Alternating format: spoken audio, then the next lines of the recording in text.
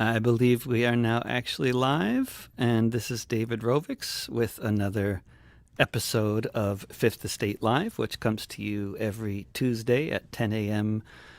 Pacific, 1 p.m. Eastern, and is produced by Peter Werby, who is on the editorial collective of the Fifth Estate Collective, of a Fifth Estate magazine, that is, and hosted by me generally every Tuesday. And I also tend to host other interview shows on most Wednesdays and Fridays at the same time. And you can find all the Tuesday Fifth Estate live broadcasts at fifthestate.org, where you can also subscribe to the quarterly magazine and read previous articles that are on there in digital form, including going as far back as the 1960s when Fifth Estate magazine was first formed. And these broadcasts, these interviews, are also archived there on the website at fifthestate.org, and you can also find them on the Facebook page of Popular Resistance and the Facebook page of KBOO Community Radio here in Portland, Oregon, as well as on my YouTube, VK, LinkedIn, Twitch, and Facebook and Twitter channels. And in podcast form, if you look for This Week with David Rovix, wherever you get your podcasts. And today we're spending the hour with longtime musician, poet, playwright, and for the past 20 years or so, public school teacher, and a longtime Fifth Estate contributor from Detroit, Michigan, which is, of course, where Peter Werby is from as well, if you're ever wondering why we talk to so many people from Detroit. Fifth Estate used to be, I believe, actually called Detroit's Fifth Estate or something. I can't remember exactly, but it's a Detroit-based publication, and Detroit is a fine place to spend a lot of time online or in the real world. And with no further ado, we'll just... with my great technical skills here, William, Bill, hey, good to see you. Thanks for having me on. Oh, thanks for being on. So how's online teaching going? First of all, that's you just got done with a class about seconds ago. Yes, and in fact, over my shoulder, I still have it on. So in an hour, I'm going to go back to office hours. Excellent. And we try to reach what we can, but it's really been frustrating since we had to go online way back in March. Teachers have gotten better at it, but that's not saying much. The best day of online teaching is still not as good as the worst day in person. Most of my students, I couldn't identify if they walked into the room right now. They don't have to be on camera. And their names, and often they're names that are not even there. So there's something I just was listening to a thing on the radio. I don't remember what program, but they were talking about how a teacher was talking about how half of their students don't have their camera on generally, and when the teacher asked in private messages why that was, in most cases it was because the things going on in their homes while they're trying to attend class is just way too chaotic, or either that or embarrassing or whatever else, that they don't want to be on camera. Has it been any revelations in that regard with you, or did you already know what kinds of conditions your students lived in? Well, it's a mixture of both. I mean, it is pretty shocking how many don't have the same access. For example, every hour there's some tech problem, and it's often at the student's end. So I have to do what I can with the various technical difficulties. But yes, many households have kids all at home, and they're all on Zoom, and they're all competing on the same Wi-Fi.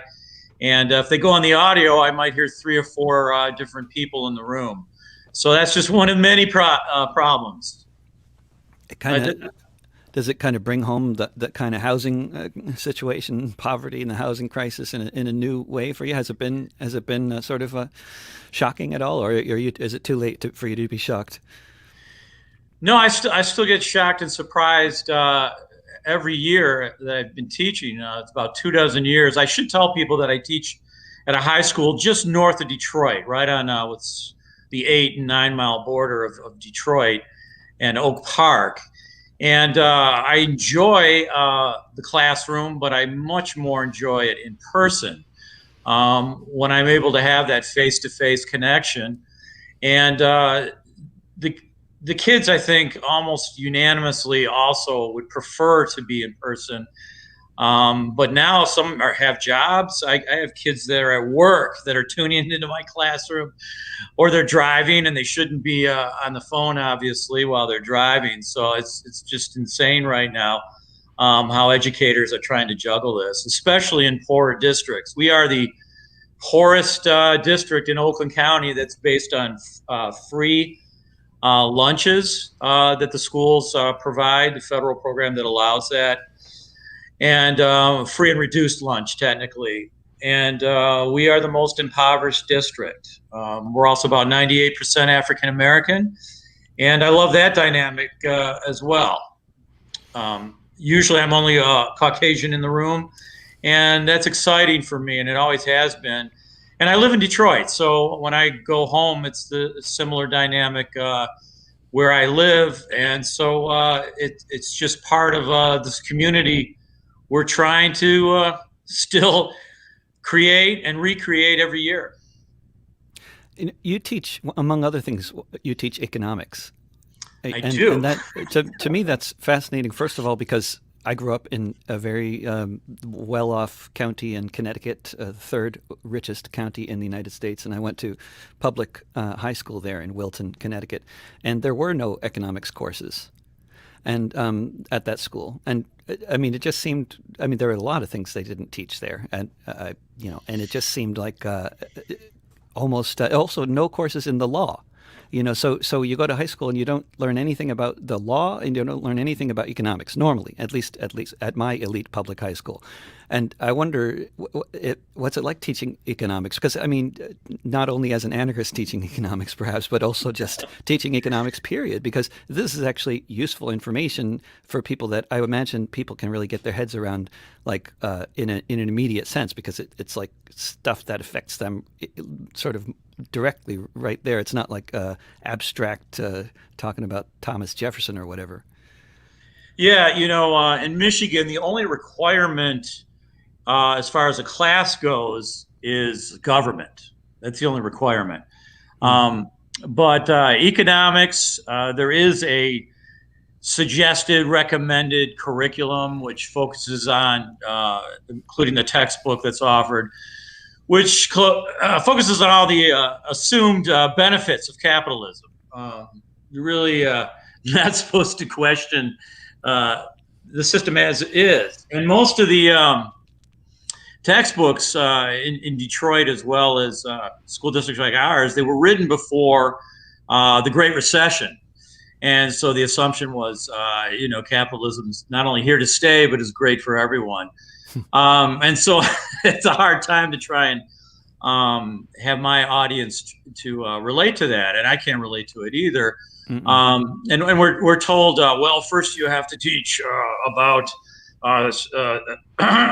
scarcity and shortage, and how capitalism solves the problem of scarcity and shortage. And I'm like, well, no, we got to talk about surplus. There's a surplus out there. So there's a real housing scarcity, and it's certainly not being solved as far as I can tell. And there's a billionaire class. So, of course, part of economics is home financing, but personal financing, and yet the curriculum really didn't encourage that. It was just the usual micro and macroeconomics, where you're supposed to take it as a given that this system is what we have, and we just need to learn how to adapt to it. I always thought that was funny, because when I was in government class in high school, I was told the evils of socialism, and I always thought, that's kind of odd, being in a public school and we're talking about the evils of socialism. It just didn't quite make sense. And it doesn't sound objective. No. And then when we go into education, we have to unpack this. And I came from a wealthy school district like yourself, that to this day is still quite wealthy. I even taught there for half a year. in Birmingham, Michigan. And so eventually the students examined what's called the per pupil foundation allowance. Without getting into a lot of details, there was a Supreme Court case, Milliken versus Bradley, a very close case, 5-4, that said, no, we really not going to force integration. We're not going to try and figure out this Brown versus Board of Education bit that says we have to desegregate with all deliberate speed. So what we're going to do is we're going to give each district a certain amount of money for every student they can count on count day. And that's $8,111. However, school districts like Birmingham and Bloomfield Hills, the wealthiest in the state, have found ways around that with their own millages and their own additional funding. So in Birmingham, the district I came from, they get $12,284 per head count. So that means $4,000 per student every year is going to the wealthiest school district. So we have to learn about not only equality, but inequality, justice, injustice, and finally that elusive concept of, well, what's equity? Yeah, right. And talking about economics and equity and government in the context of public education, I think that's a fascinating approach do you do that with your students? Because I mean, it just seems like it's such a nice way to sort of elucidate what's really going on here in a way that's easy to understand in terms of your own situation with public school. Yeah, I mean, they know that count day is important. That's hammered every year for 12 years. Got to show up for count day. So they figured out that there's money involved. But we have to unpack that further. And yeah, a lot of light bulbs go off when you start comparing different districts. And one program I started with another teacher, Scott Craig, with this high school, Birmingham Seahome in Birmingham, is we have annual student exchange days with 36 students approximately that I take over to the high school in Birmingham, and then the Birmingham students come over on another day to our high school. And talk about enlightening, those are my favorite 2 days of teaching every year.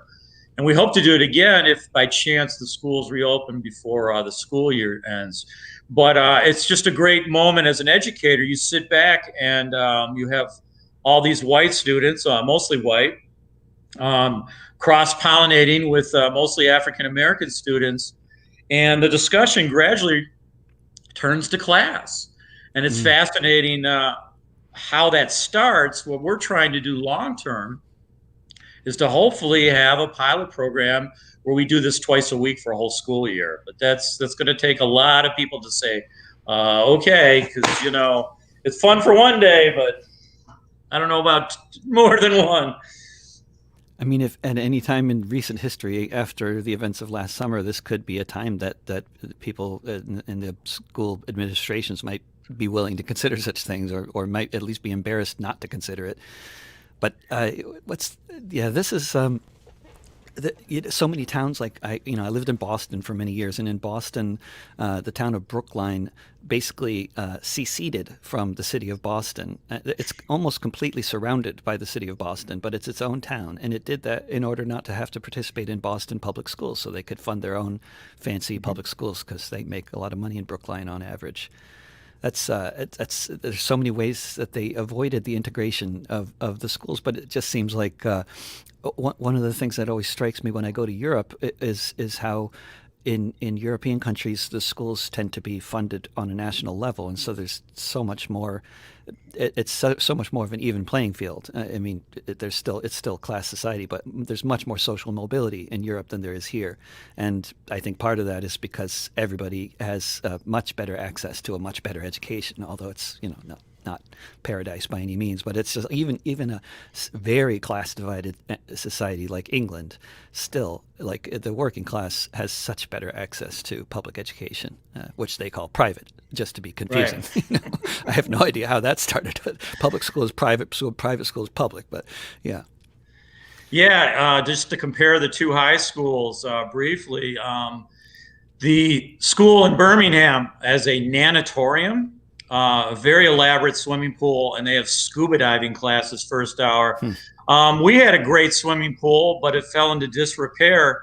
So for the past decade, our our swimming pool's not been in operation. They don't have the money for it. One option is they might bulldoze it, but it's a blatant violation of Brown versus Board of Education in terms of the 14th Amendment granting equality, right? So, I mean, it's gotten worse since I've been a teacher. Each year we compare the two districts, and the segregation has remained the same, but the resources, the disparity has mimicked what's happening with the economy, where the rich are getting richer and the poor are getting the picture. Mm-hmm. It's been 67 years since Brown versus the Board of Education, and we still don't have anything remotely resembling equality in education in this country. And of course, yeah, that's quite a. It doesn't make you feel all that optimistic when you look at numbers like that. But incidentally, we are. Comments are on all the various platforms, and if anybody wants to say anything, comment, question, I will be able to see them popping up, just so y'all know. Will these be censored comments or uncensored? Oh, they can say whatever they want, but I don't have to read the comment out loud or anything like that. That's a choice I can make on my own. But they're not censored. They can swear all they want, but I won't won't tell you about it. Or they can call you bad names, and I won't tell you about that either. But that happens, you know. A lot of the MAGA crowd that I grew up with, they get pretty upset that I'm a teacher. They can't imagine that I'm a teacher, you know, and that I have these views, and certainly I must be polluting the minds of the youth, you know. Yes, of course. If they didn't want people like us polluting the minds of the youth, they'd have to pay the teachers a lot more, you know. Right. So then, like, you know, people who don't want to be corporate lawyers could be teachers, you know. Right. As if we can somehow overrule all the rest of the indoctrination that goes on a daily basis, right? But what about that? I mean, do you find that do you have a lot of do you feel like you have a lot of success undermining all that indoctrination and really getting through to it? Do you see the light bulbs popping over the heads on a regular basis? Well, I did more so in person. You know, it's a lot tougher. This remote learning, which is learning remotely related to learning. So yeah, I mean, that's a great one. That's a great one. I just have to not let that pass by. That's a great line. I mean, you are a songwriter, and that's pretty obvious. Continue. Well, yes, this is being taped. Well, like look at the shirt I'm wearing. You know, am I pandering? Maybe. You know, that's the start of a dialogue. And I love other shirts that we wear. I wear shirts like that every day, but I don't know. Maybe it's... Well, you know, anything to start a dialogue, right? Yeah. Like I usually when I start history, government, which I also teach, anarchist teaching government. What? I say early on. I say before 1865, African Americans did not exist. And I pause, I take that beat, and there are some students that will look at me like, did he say what I thought he just said? You know, it's a fun, creative tension that can really build upon itself. You know, it's tricky. Not all teachers like to go there because they don't want, you know, the humor to be confused, but there's always a seriousness underneath the humor. But I'll often say that, and it takes a while for students to decipher what does he mean there were no African Americans before 1865. And then what do you mean? Well, that's where we bring in government. 1865, the 13th Amendment abolished slavery, except where in the United States? And kids, you know, on the entrance exam will go, what? I go, well, slavery still exists. Tell me where. And they'll, you know, one of the answers will be Georgia, another Alabama, and then school will be one of the answers. And some kids check school. But as Howard Zinn used to point out, prisons still allow slavery. And a lot of the students that I teach have relatives who are incarcerated who know exactly what I'm talking about. Yeah, absolutely. No need to explain that further when you use that example, huh? I remember reading about a factory in Texas that used to make car parts, or does make car parts, and they closed their factory. They were in a city somewhere, and they closed the factory, and 2 weeks later they reopened it in a prison in Texas. So it takes outsourcing to a new concept, or a different version of outsourcing than the kind that people usually think of, like moving the factory to China. And So I go ahead.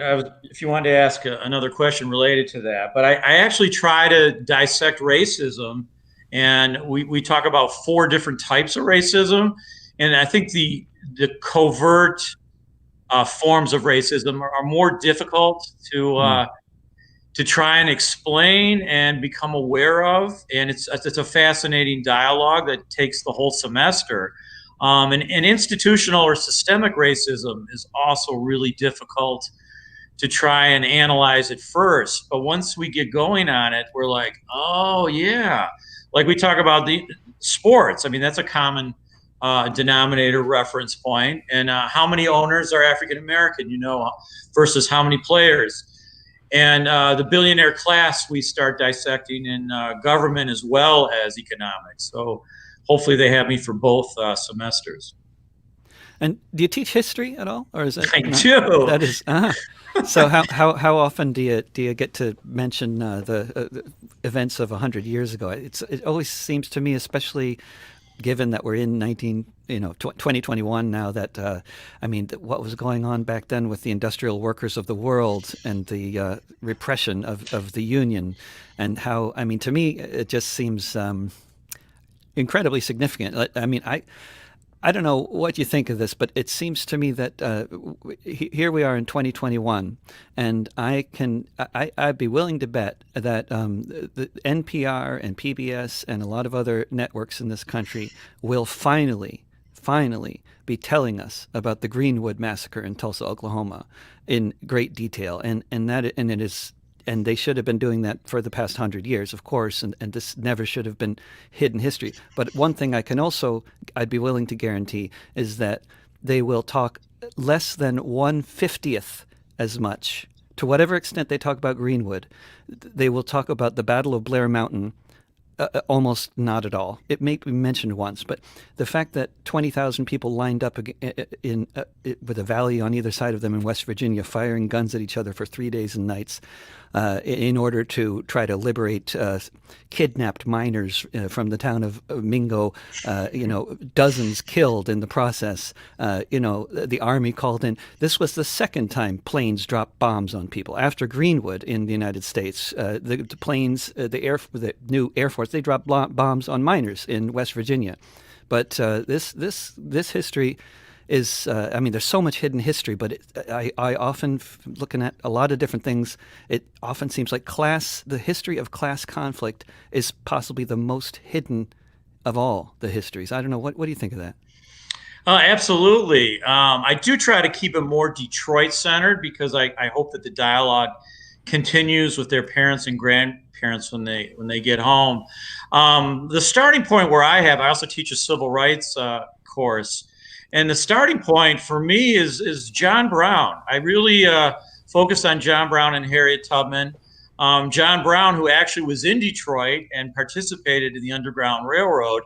A lot of people don't know that.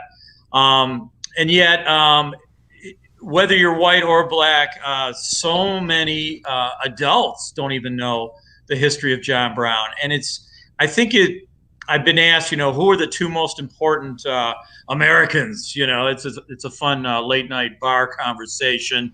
And the common answer, I think, for the status quo would be Lincoln or Washington, and Martin Luther King. Those are usually the three names that quickly pop up. But I say John Brown and Harriet Tubman get my vote, and we dissect that, and that's exciting to see people like, what? And these two are friends, and what was he trying? He was trying to overthrow slavery by violent means. He was a pacifist until the last couple of years of his life. Let's analyze that. And he was hung. What? And this started the Civil War. Unfortunately, when I do start the year, almost inevitably roughly 90% of my students can't say who fought in the Civil War and why. So I do have to go back to do Civil War history, even though according to the curriculum, they should have had that, and you are supposed to start with Reconstruction. And then, of course, leading into Reconstruction is a lot of fun once we laid the foundation with John Brown. But I know what you're saying. You only have so much time. And like before I became a teacher, I always took May Day off, right? And now as a teacher, I'm like, I have to teach May Day, even though we shouldn't be here in the classroom. I have to teach about Haymarket. So I do.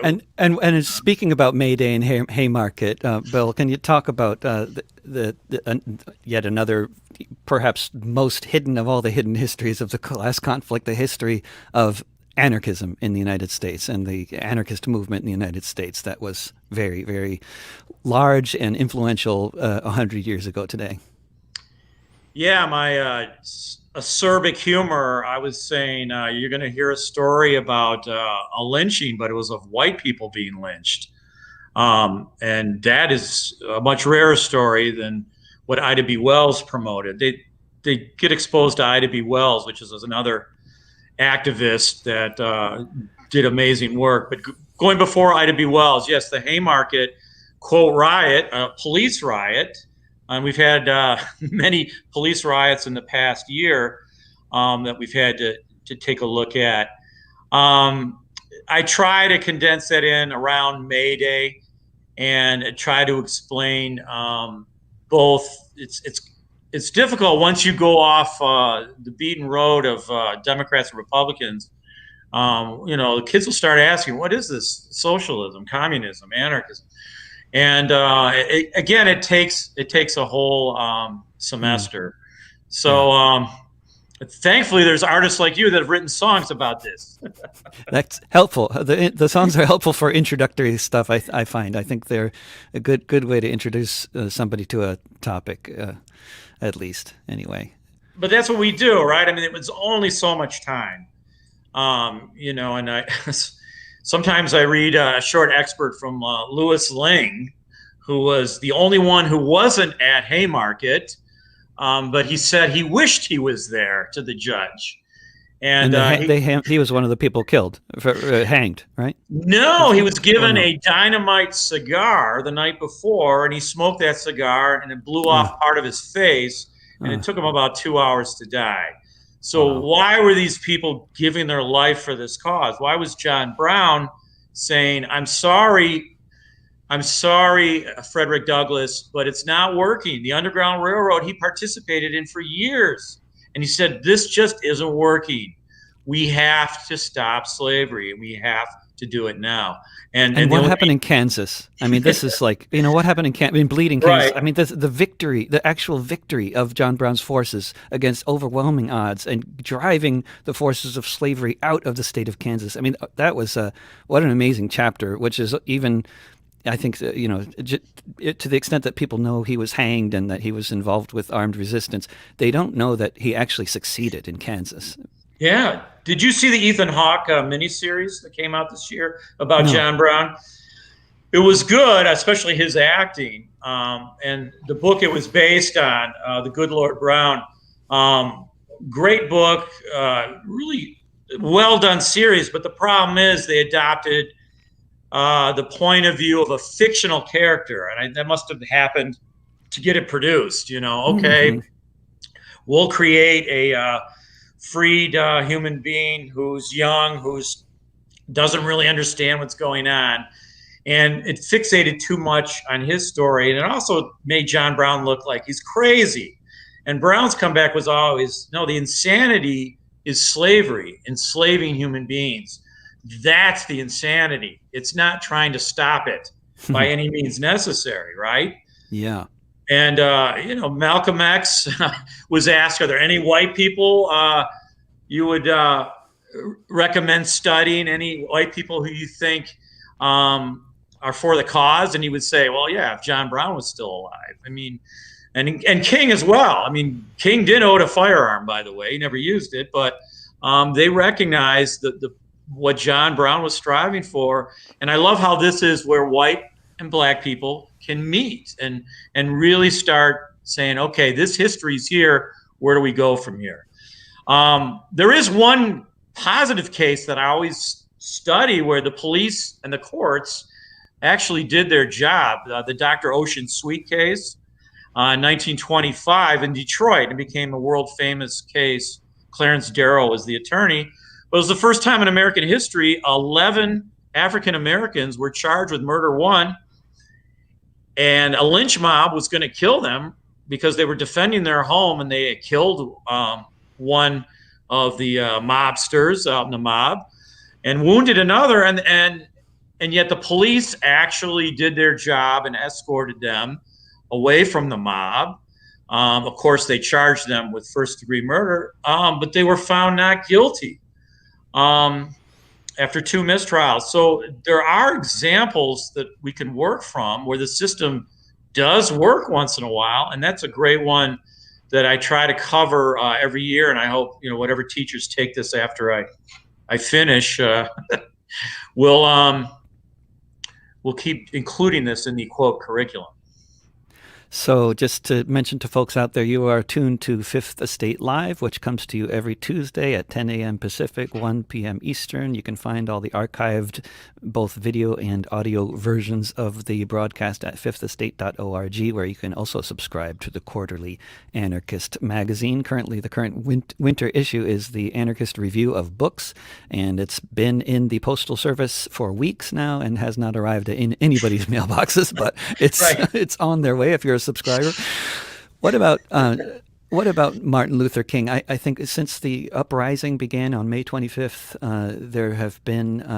there's been even more talk of Martin Luther King on the airwaves, and even more quotes from his anything he says about how great nonviolence is. And they never mentioned the fact that he owned a firearm or any of the quotes that he said about riots being the voice of the oppressed or any of those things. It's always about the speech about on Vietnam. It's always just nonviolence is good and let's all love each other.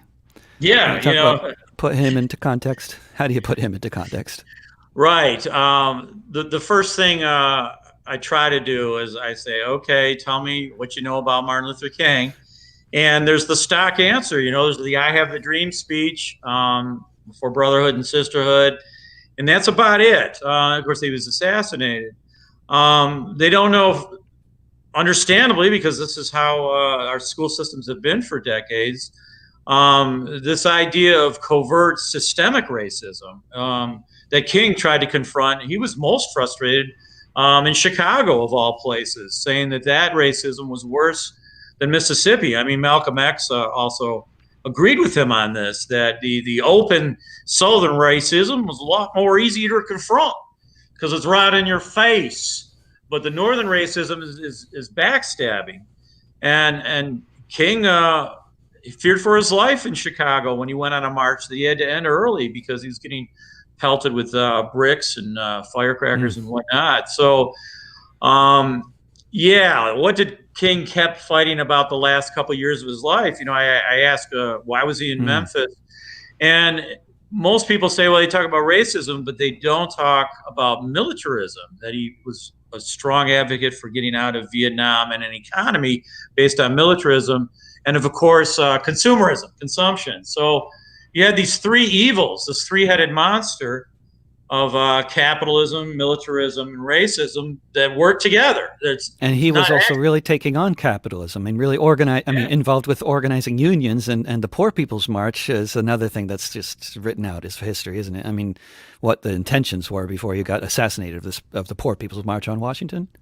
Yeah, and he also started a lot of his work in Detroit. He practiced his I Have a Dream speech in Detroit and a march that went down Woodward Avenue. So Detroit, again, is an integral part of the civil rights movement. And a lot of my students get excited realizing that. The light bulbs don't all go off at once, but we do have to go back to some other history in Detroit, including the 1943 riots, which most people don't hear about. And that began the first white flight in Detroit.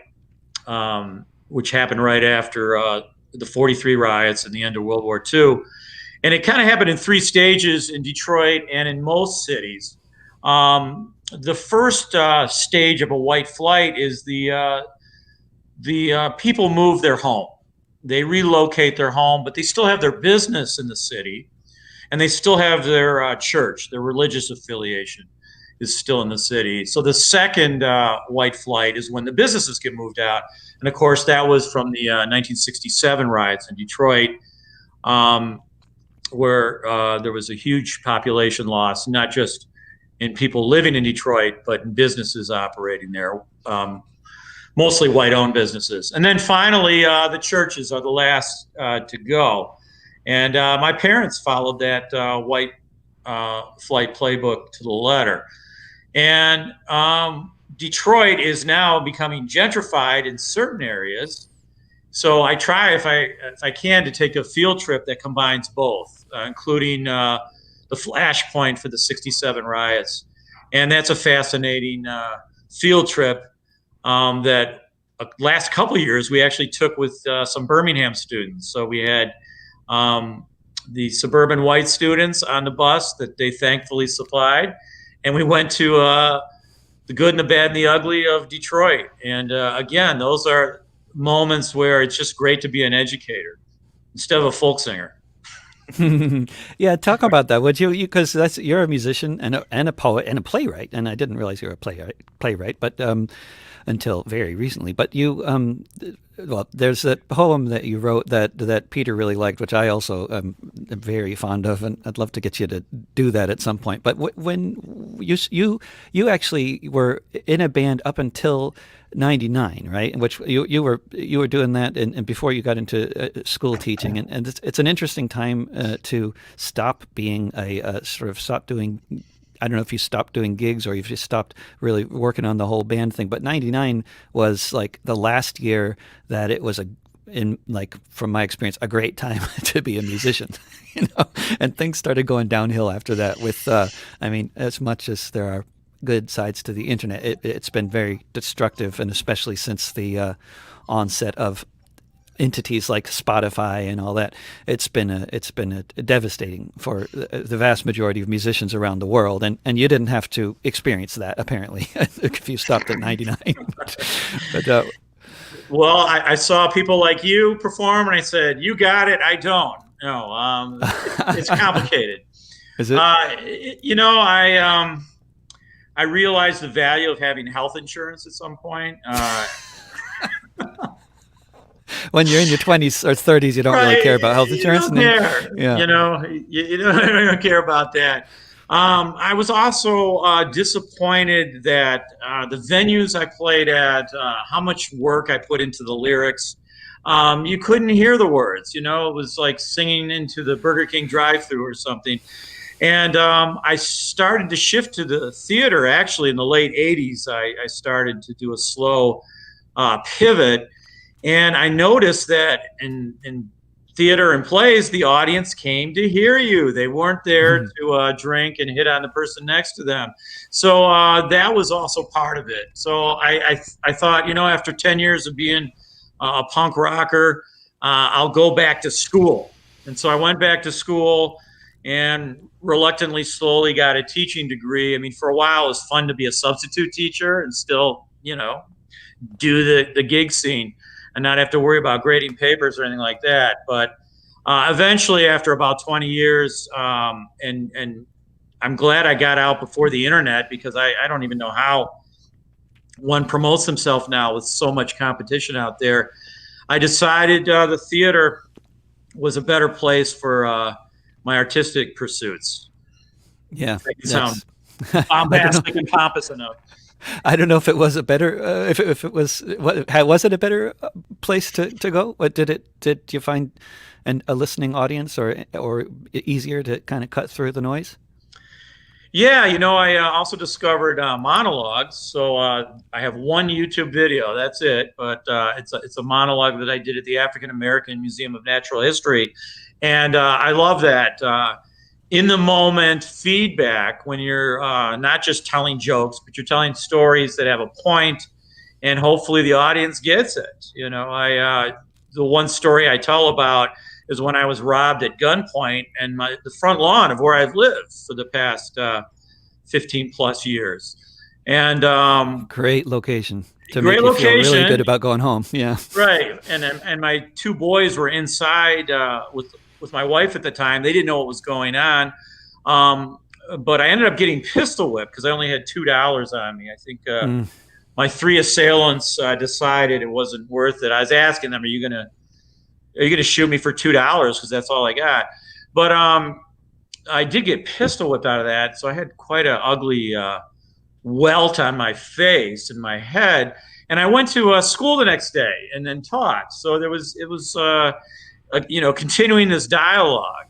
And a lot of the students would ask me, "Well, was it a black guy who did it? Were they black guys?" And I purposely don't answer that, and I don't answer it in the monologue too. But it's part of this cognitive dissonance that I think a lot of our art comes out of. I know yours and mine, I think, thrive in this space when it's possible. Cognitive Who knows? dissonance. We might have a civil war tomorrow. You don't know. I wonder what that's going to look like. But before we continue with any discussion, would you do that poem? I mean, I just think as a recollection of one's life and what you did, what you didn't do. I mean, it's just brilliant. I think we lost you for a couple seconds. I'll set it up. There's. Oh, good. When my mother set it up. Yeah, I'll set it up. My mother passed away in 1995, and I've been actually writing this poem on and off ever since. I might take a few years off and revisit it, and Walt Whitman did the same thing. So if I can be so bombastic and pretentious to mention Whitman, but it's kind of a echo of that, a faint echo of that. I don't want to pretend I'm on the same level, but this idea that if we examine someone's life and death, and if it's one of our parents, particularly our mother, the idea of Mother Earth, I think, exceeds the fatherland. And so I focus just on my mother. And this is done in 12 different sections. So I'm going to read just section 5 that was printed in the Fifth Estate. Each section is a little different stylistically, and as far as the stages that are covered in my lifelong commitment to these ideals or ideas.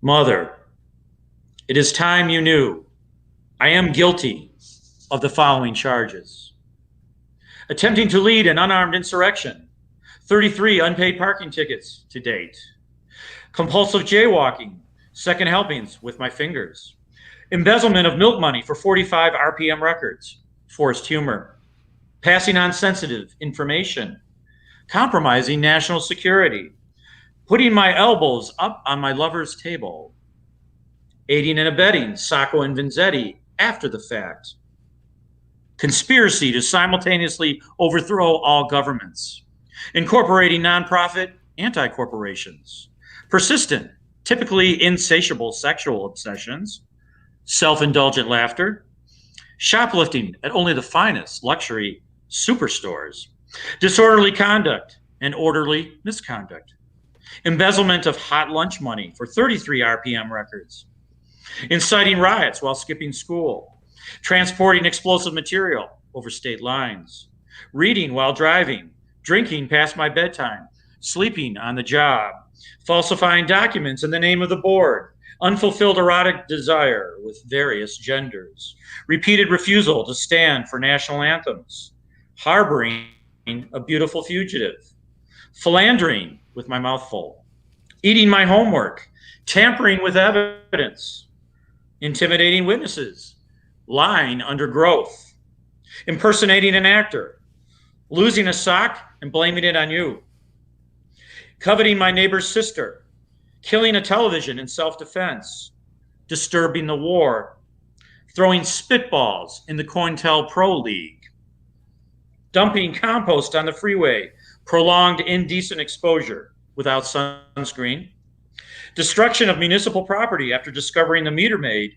was just perverse Beatles fiction, grandstanding with bleacher tickets, statutory escape, defacing billboards, delusions of grandeur, keeping on the grass, spilling my guts in, illegally wrestling holds with my future, running over a stop sign, and scratching my fingernails over the chalkboard of indifference.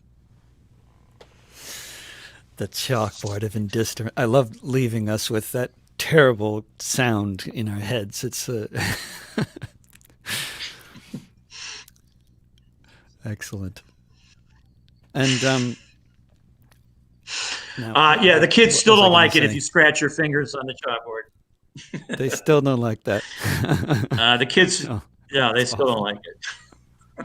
So what? So you think we're going to have the far right is going to be in D.C. Was it today? I believe they're planning a big rally, but I don't know. There's probably stuff going on in all the other several other states. Probably Michigan, right? Because that was one of those. It's one of those states where they're going to be probably gathering, and so much talk in the media about civil war, although these things are never defined in terms of what they mean. I mean, we're talking Ireland, Lebanon, or Chile, or I mean, it's just it could mean some.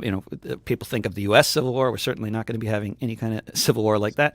But I wonder to talk about. I mean, you have kind of a not unique, but an unusual perspective given where you teach and where you grew up and a lot of other things. And just, you grew up with a lot of MAGA people. I did too. I'm not really in touch with them anymore. But what are your thoughts on this idea of, this conflict and where it might be going and what might be a actual way out of it? I mean, this is something I think about and write about a lot. Yeah, always. Sorry? Unfortunately, the right tends to be much more heavily armed than the left. That's always something to be aware of. But what was one of the most exciting discoveries during COVID was when Black Lives Matter took to the streets. I know this isn't just a phenomenon in Detroit, but not only was it white and black people marching together, but the majority were people under 30. And I'm used to going to demonstrations for decades, anti-war demonstrations. Oh, you're here again. Okay.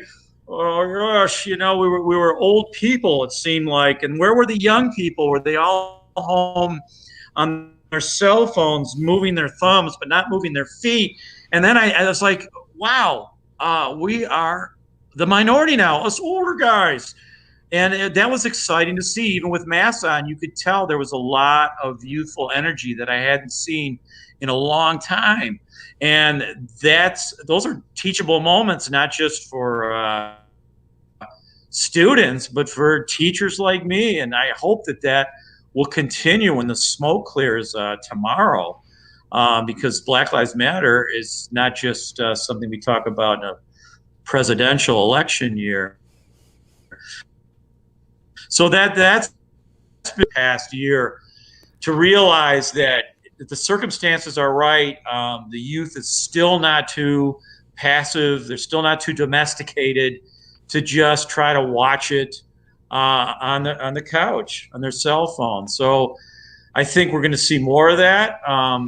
And when the weather gets better and we realize that Biden isn't a whole lot better, for so much systemic racism and injustice, that this will continue. And I hope you and I can get back on stage in front of live audiences where we can continue that dialogue. Yeah. You miss that, huh? Do you? Maybe. But you do play. Do you play music on stages occasionally? Uh-huh. I mean, before the pandemic, you were still were you playing not so much anymore. No, I was doing theater, workshopping some of my plays. I wrote a play about John Brown and Harriet Tubman, and I originally was just going to have it be for the classroom, but when the classroom doesn't exist, it doesn't really transcend well to Zoom, and so I developed that, and repertory theater I have to put a shout out for, that for 60 years has been doing interracial casting in Detroit proper, that will tackle scripts. I'm hoping maybe the John Brown play, who knows, but they are not afraid of taking controversial plays and making them come alive with interracial casts, which is still rare in this day and age. There's a scramble now because of Black Lives Matter. All these suburban theater companies are going, oh, we better hire a African American consultant here and try to figure out what we're doing wrong. Let's take care of this. But there is sincere grassroots activism that's still thriving beyond the internet, dare I say. My impression with so Did I many answer your question about the Civil War tomorrow? I don't know. Civil War tomorrow? Yeah, no, it's too big a question, really. It's I don't think I answered it too much. totally. No, I mean you're talking about one side of the equation, but then what about the other side? What about the far right, and what about their what's their takeaway, or how? I mean, it just seems like with the selective coverage of reality by the corporate and so-called public media, it actually I think it only confirms the suspicions of the far right about the government that they hate so much. I mean, because it just seems like there's even with Biden's new appointments to the cabinet, it all seems to be about tokenism, and whereas what you're talking about with theater companies actually hiring consultants, and that to some extent that can be real actual consideration of what they've been doing and how they should do things differently. But with Biden's cabinet appointments, it's all about, as far as I can tell, it's all about tokenism, and they make such a big deal out of the fact that they have this racially diverse cabinet, even though so many of the most important positions are given to white men who used to work for banks. But just like with Obama, but but then they emphasize how much diversity they have, and then they don't talk about the fact that the rents just doubled for most people in the country over the past 10 years, such as like during the Obama years. Last time we had a Democrat in office, nobody talks about that on the media. The fact that it's only partially coincidental, but the fact is, for people across the country, last time a Democrat was in the White House, their rent doubled. And like me, for example, and everybody else in Portland. But so it seems like positions get reinforced on both ends of the, if you can call it a two-end spectrum, which it isn't. But it's like so many positions get reinforced by this kind of coverage, and I don't know how helpful it is for anyone. Yeah, there was this historical moment where the dialogue was about the billionaire class, and politicians like Bernie were saying, can you imagine a world without billionaires? We have one member of the squad that lives just a few blocks away from me, where I am right now, and it's pretty exciting. You get to say hi to her once in a while. Yeah, Rashida Tlaib. But yeah, the dominant narrative is still there has to be a billionaire class, and I know, unfortunately, some people close to me that voted for Bernie and then they pivoted to Trump in 2016 and as well as in 2020 because of his phony populism. They fell for it. And, Biden wasn't exactly resonating with his, quote, populism. So we're in a real troubled spot where the one point that Trump had 4 years ago was there was this fake news, this corporate media. But it's astonishing that so many people, over 70 million, pivoted to the right and said, yeah, so there's a fake media and we're going to let this billionaire be the answer. I mean, that gets complicated, and we could devote another episode to QAnon and how that spiraled out of control. But it kind of makes sense. I'm on the front lines of education. And for 2 decades of teaching to standardized tests, high stakes, standardized testing, this is the kind of, quote, education you get now. And people who claim they're educated, we reap what we sow, David. Yeah, no doubt. And what about if I mean, what keeps me up at night, among other things, is thinking about what if a real competent fascist were to run for president, like somebody who's not just good at giving speeches and has a big following, but who is not a billionaire and who actually has more traditionally fascist plans, like to actually improve the welfare of some elements of the working class in order to use them to do all kinds of horrible things. And because it seems like Trump, he just talked a good fascist line, but he didn't actually deliver any real sort of national socialism for many people, other than maybe a few farmers. Right. Well, he was too in love with himself, so it's tough to compete with that if you're a true hardcore fascist. But yeah, luckily you and I live kind of close to Canada. I mean, I'm I'm closer than you to Canada, but I mean, I still think George W. Because of the lies that he perpetuated and the lies that he caused was even worse than Trump. And it goes back to Reagan. So you have this continuum of proto-fascism that's stirring the mix, yes, for what's going to happen next, and maybe that's going to start tomorrow. Are the yeehaws and the MAGA crowd? They're going to come around with their shotguns? I think they're still hesitating because there are cities like Detroit where a lot of people are armed. So it is one final point I want to make. Interesting how briefly in Detroit, I don't know if this has happened in Portland, but the Black Lives Matter movement was hijacked by some mysterious white protesters who claimed they were part of Black Lives Matter, but they were touting AR-15s and other semi-automatic weapons, and it changed the whole mood of the debate. It changed the whole mood of the parade. It changed the whole mood of the protest. And I think, unfortunately, we might see more of that before it gets better. So I don't own a firearm, but I understand why people do, just in case. We do have a Yeah. lot of canned goods and a dog. Does that count? Right. Yeah, I know. My one of my main hesitations about ever owning a firearm is the possibility of it being used accidentally. Which is of Yeah. course one of the most dangerous things about them. And I have small children, but I think that's also happening at a lot of marches in a lot of the country. But I think the people showing up armed on various elements of the left side of the marches, whether they're identifying as Black Lives Matter or as Antifa or as the John Brown Gun Club, which is a phenomenon all over the country, chapters all over the country. I mean, they're there to protect people from the far right, who are even more heavily armed, as you note.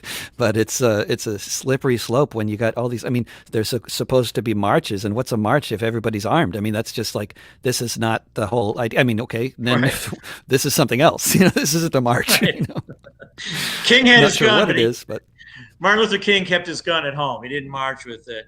If I can end on a note, I have two boys, 12-year-old and 16-year-old, who'll be watching this sooner or later. Hopefully, they won't be too embarrassed.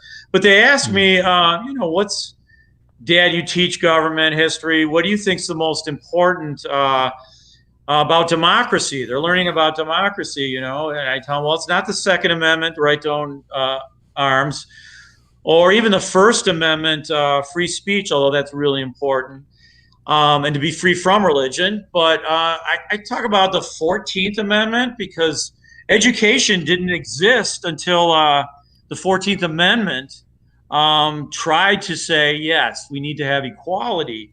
But education did not exist in the Constitution. And the 14th Amendment was really the first time where people started to point to, okay, there is a constitutional amendment that emphasizes democratic education.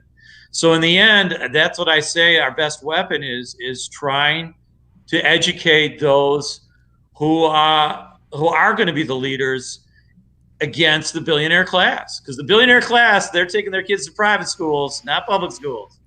that's for sure. William Boyer, thank you so much for joining us for the hour. It's been a great pleasure, and I don't know where the hour went, but that's often how it goes. But thanks a lot.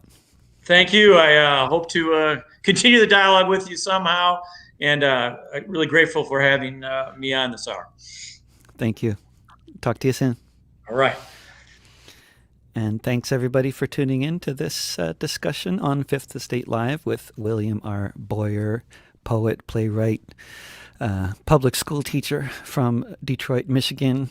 And if you want to check out this interview in archived form, you can find it on the website of Fifth Estate, which is fifthestate.org. And you can also subscribe to the magazine there.